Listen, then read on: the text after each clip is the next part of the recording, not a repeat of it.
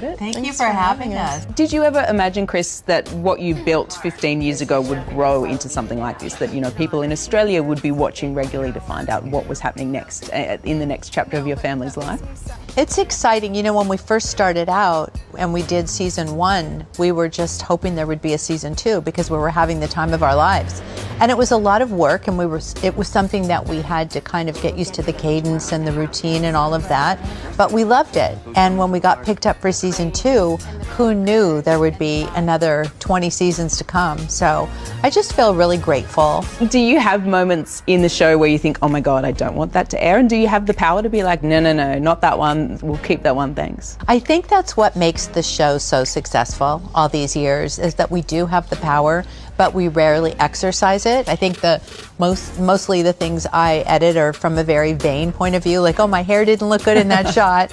You know, can we, just get rid of that? Obviously, there's a lot of perks with the lives that you lead, and people think that they know you when you walk down the street, and that must be a strange thing. But there's also a bit of a responsibility too, because people do really look up to you, and young girls really look up to you, Kendall. I guess, are you conscious of that when you are filming the show and the things you do, that you are seen as a role model? Absolutely. I feel very fortunate to be in that position, and I do not take it lightly. I think that I never want to take anything for granted, and I really love and respect the people that do follow me. And yeah, I'm always trying to be the best version of myself, because I wouldn't want anything else different for someone else as well. I think everybody should just always strive to be the best versions of themselves. I'm on Uber Eats. Want anything?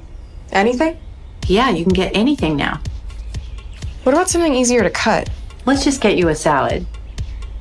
Thank you. I love in this ad, Kendall, that you make a bit of a joke about the cucumber gag. And I wanted to know, when that moment happened in the show, were you thinking that it was nothing? I guess, did you know it was going to be as big as what it became? No, it was definitely surprising. I didn't even realize in the moment. I'm not like, I don't know, I am like an awkward person by nature, and I just have awkward mannerisms, I guess. So I didn't even think about it in the moment. And then even, I saw it before it aired. I still didn't even think about it until people called it out. And then I realized, and I was like, that is kind of weird. Like, why am I cutting it this way? It's ironic because she's such a good cook. And she's been cooking forever, and she makes the best meals. And I'm more of a baker. What do you bake? No, you're a cook. I was always a baker. Growing up, I loved to bake. I always did like cupcakes and lemon bars and cookies. That's true. And don't tell all your secrets. We're on TV. Fine. Say it's Friday night, you're on the couch, you just want to order something in. What is it? What is your go-to? What are you ordering? What's yours?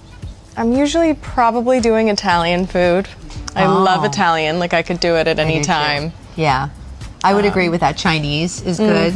What is next for the Kardashians? Are we looking at a movie, a restaurant? What's coming up? You know what? You never know what's going to pop up, but we're always looking at new projects and new opportunities that come our way. I think that we're always evolving and trying to, level up to something that's exciting or, that the kids are passionate about. So we're always working at, what's going to be next. We just can't always talk about it. So yeah, I noticed you didn't answer me when I said movie, but I'll move on. That's okay. Now, I have one more quick thing. Our host back in Australia was very jealous that he could not actually be doing this interview. His name is Carl with a K, and he wanted me to send you a little video.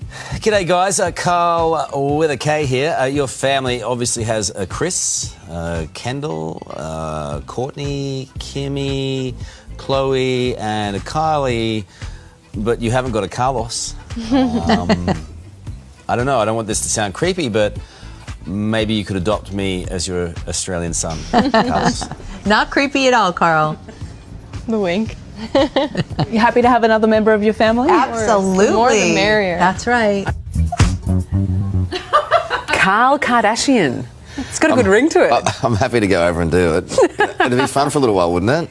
Hey, Kendall noticed your wink.